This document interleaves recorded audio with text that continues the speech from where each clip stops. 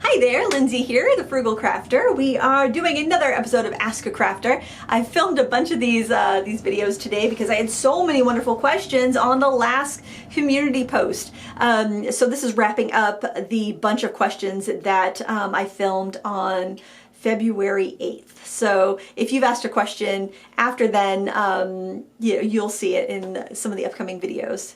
If it got a certain amount of thumbs ups. So what you want to do, if you have a question for me, find the most recent Ask a Crafter post on my community tab over on my YouTube channel and ask it. And then if you read other people's questions and give thumbs ups to the ones you like, so that I'll know what people are really interested in hearing me answer. Okay, we're going to start off today with a question from Jessica Nazer. She asks, do you know how to make your own watercolor paints or metallic watercolor paints? Some people make them, but charge an arm and a leg for just one color. Are they expensive to make? Is it worth the money? Thank you for your time. I love your channel. Well, thank you so much, Jessica. Well, yes, they are expensive to make, and that's why people charge a lot of money for them. You have to buy pigments, and I made paints once because just for fun. A company had sent me some pigments. I thought, oh, what the heck, I'll give it a try. I find it to be not worth the time and not worth not worth the money, not worth the savings. I would rather just buy paints that I know are going to perform well, that are going to meet my qualifications of light fast, transparent, with stable pigments. So that's just my 2 cents. I don't think you're saving money making your own paints. And when you're buying handmade paints, you are paying for somebody's labor. You're paying for those materials that are not cheap when they're bought in small quantities, which these Etsy shops are buying the pigments in much smaller quantities than say Daniel Smith or M. Graham or Winsor & Newton are buying it, so they're paying more for their product and they're making it by hand. They don't have machines that are grinding and milling up all that paint. They got to do that by hand. It takes hours. So yeah, I think it's worth what they're charging. It's probably worth more than what they're charging. They're probably not getting their time and money and supplies out of it. Honestly, I don't think they're selling them enough to really get what they should from it. Personally, I don't know. I tried it once and I'm like, yeah, I'm not doing that again. That was fun. I got the t-shirt. I got the paints. But yeah, there's a lot that goes into it. I do think that if it's if they're making a decent paint, then yeah, it's worth it. I personally am not a big fan of the handmade paints just because I prefer more transparent, vibrant colors. And a lot of the handmade paints I see are very gritty and chalky and muted looking, and I think it's probably because to get a light fast pigment, a lot of times you're buying your iron oxides, you're buying your your more earthier pigments that are less expensive and easier to work with. So like I said, I'm not a paint manufacturer, I don't know, but I do think they're charging fair prices, and it's expensive because they're doing it by hand. So if you want handmade watercolors, you can buy pigments and make them yourself. And I would buy them from a pigment house and not like a kit, because a lot of those kits I don't think are using light fast pigments. If that's the look you're after, if you like that, if you like the look of handmade watercolors, they do have a little bit of a different charm. They have a charm to them, and they have a character to them and a personality, and they are a little more textured, and I do love granulation, but I find a lot of them a little too silty or something. I just haven't been that enamored with them from my own work, but if you like them, yeah, support your local handmade paint maker. I do think they're charging fair prices, and they're expensive because it's a lot of work. Let's see, what else do we have here? Gypsy Heart asks, how do you revive calligraphy inks that have dried? I bought a set with Speedball small jars with nibs and a holder, and a few of the colors have dried up over time in the little jars. What should I use to revive them? Water? Water might work, but when I've had my drawing inks dry, I had a couple, like a Winsor & Newton gold that dried up on me. It was like a thick paste. I used alcohol because water wouldn't quite cut it. So I just used some household 90% rubbing alcohol, isopropyl alcohol. And maybe it might not even have been that high. It might have been 70%. And I stirred it up with a toothpick and it worked fine. That's what I'd recommend. Also, if you're using like rubbing alcohol, even if it's a lower percentage, it will be bacteria free versus like, oh my gosh, I've been like recording all day so I can't talk. Versus tap water, which could have bacterias in it and stuff, which you really want to have in your art supplies capped up like that. So yeah, just use a little alcohol, stir it up. It should be fine. I don't think it would add any acid to it. Alcohol acidic? I don't think it is. That's what I would do. And, you know, otherwise they're unusable, so what do you got to lose, right? Let's see. Oh, I've turned my phone and my things are... I don't want to turn it the other way because I might lose my place. And I'm going through looking for questions that have more than 10 thumbs ups because I had like 156 comments or something, so I had to pare it down a little bit. Stephanie Wills asks, can you provide any advice to someone who struggles to create a painting without having to follow a tutorial? I can't seem to devise anything original. I would recommend that you... I'm going to attempt fade there and turn my phone. I would recommend you draw what you see. And I would probably start with drawing and just kind of look around, draw something, paint something that you see. Don't expect it to be perfect. Don't expect it to be easy, because when you do a tutorial, somebody has done all of the work of composition, color choices, sketching. Sometimes they've provided like a pattern that you can trace. So expect it's going to be a little bit harder, and expect to create some stinkers. That's fine. That's how you learn. I would just draw what you like. One thing I did when I was much younger, when I was a kid actually, I would clip pictures from magazines and things that I thought were pretty that I want to paint. And that's a great way to practice. And then there are lots of also commercial use sites online that you could get pictures from. Unsplash, Pexels, Pixabay.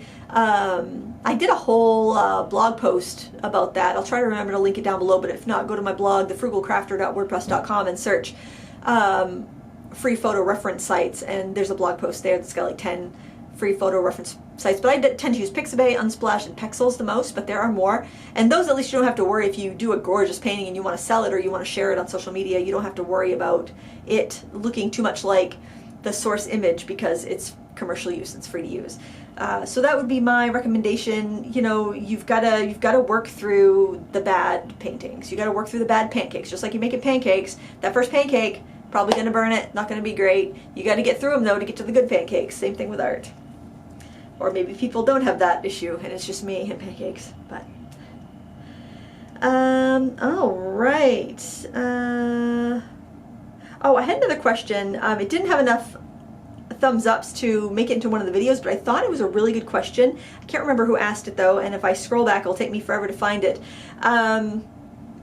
But they asked, can you explain foreshortening, because you mention it in your tutorials a lot and I'm not sure what it means. So foreshortening basically means when you don't see the full length of something. So let's say we've got this marker. So this would be a marker like this sitting on the table would be, oh, it wants to focus on my face. So this marker is not foreshortened. This marker is, you're seeing the whole length of it. But as I turn it, see how it gets shorter? That's foreshortening. Now this is a completely foreshortened marker. Same thing as if I'm pointing at you. Look how big my hand looks. Because my hand it's almost covering my face. That is foreshortening. So you're just seeing the tip of my finger. You're seeing the, you know, you're not seeing hardly any of my arm. If I move my arm just right, you're not seeing any of my arm. If I put it like that, you're seeing this is foreshortened. You're not seeing the full length. If I put my arm out like this, look how long it is. But the more I move it, so I'm pointing at you, we're getting foreshortening and you're not seeing the full length of it. That's what foreshortening means. It means it's a distortion that happens when something is kind of coming at you and you're not seeing the full length. And you're usually seeing a distortion where that is also looking much larger because it's closer to you versus if it was on the same plane as everything else in your drawing. I hope that makes sense. And there, that takes care of that batch of questions. I guess I didn't time it out very well because I was going to try to make it so all the videos were about 20 minutes long. I guess I could go through and just grab a couple of questions just for, we'll do some of the ones that had more, that had maybe like 8 or 9 thumbs ups. That would be good. Okay. Is it possible to shave Inktense blocks to get a distressed oxide look? The best faux distress, I don't think it would give you quite a distressed oxide look because they're not chalky enough, they're not opaque enough. But I find that if you ink up with regular distress ink or dye-based ink and then you flick on white pigment ink or white gouache, you get a very similar distress oxide look. So I would give that a try for a faux distress oxide. Oh, this question's good from Pika. She says, Pika me, do you really need to stretch your watercolor paper? Oh, that'll be a good one to end on, actually.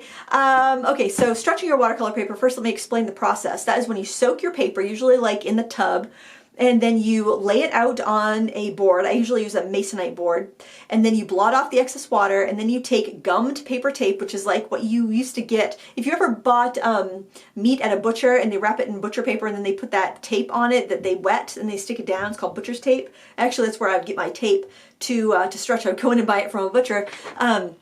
You'd wet the tape, you put it down on all four sides. Some people would staple it. I usually would just use the gummed paper tape, and then you let it dry. And when you were done, that paper, you would tap on it and it would sound like a drum. It would be so tight. And that way, what the purpose of that would be was that you could paint on your paper. You could put so much water on that, it would never buckle because it would never be as wet as it was when you first soaked it. So you completely expanded the fibers as far as they would go. So it guaranteed that you would have a completely flat piece of paper when you were done. And that was kind of common. That was very common. Everyone did that. However, paper has gotten better. Paper is sold in blocks now, so it's basically pre-stretched. It might cockle a little bit while you're painting on it, but when it dries, you leave it attached to the blocks. When it dries, it's completely flat again, so you don't need to stretch blocks. Also, people are using heavier paper than they used to. When I would stretch paper, it usually because I was kind of broke, and I would buy 90-pound 100% cotton watercolor paper because it was way cheaper, but I'd still have the quality of 100% cotton. So I'd stretch it so it wouldn't buckle and I could paint larger because, you know, the quality would be there. But now a lot of people buy 300-pound watercolor paper and you don't need to stretch that. I do know some artists that will stretch the paper on stretcher bars. So they'll buy the watercolor paper, like a 22 by 30 inch sheet, soak it, lay it down on pine stretcher bars like you would stretch canvas on, and they would staple it to the back just like you would do a canvas. And the reason they would do that is if they want to wet the back of the paper. So that way they could just completely douse the back of the paper with water and they could paint on the front, and it would just give them longer working time, especially if they're watercolor painters that like to paint large and in plein air, like outdoors. That's not very common. And you do waste a lot of paper because you waste that whole border where you're wrapping it around the stretcher bars and stapling it down. So for me, I just use masonite from the hardware store. I scrub it real good to get the oils off of it. I soak my paper, lay it down, and stick it down with gummed paper tape, and that works well for me, but honestly, I rarely do that. If I'm going to do a piece of artwork that I need to remain really flat, I'm often using a block because my time is a little more valuable now, so I can afford the blocks of paper. Back, 25 years ago, my time wasn't as valuable. I wasn't making as much. So I would save money by stretching my own paper so I could, starving artist thing.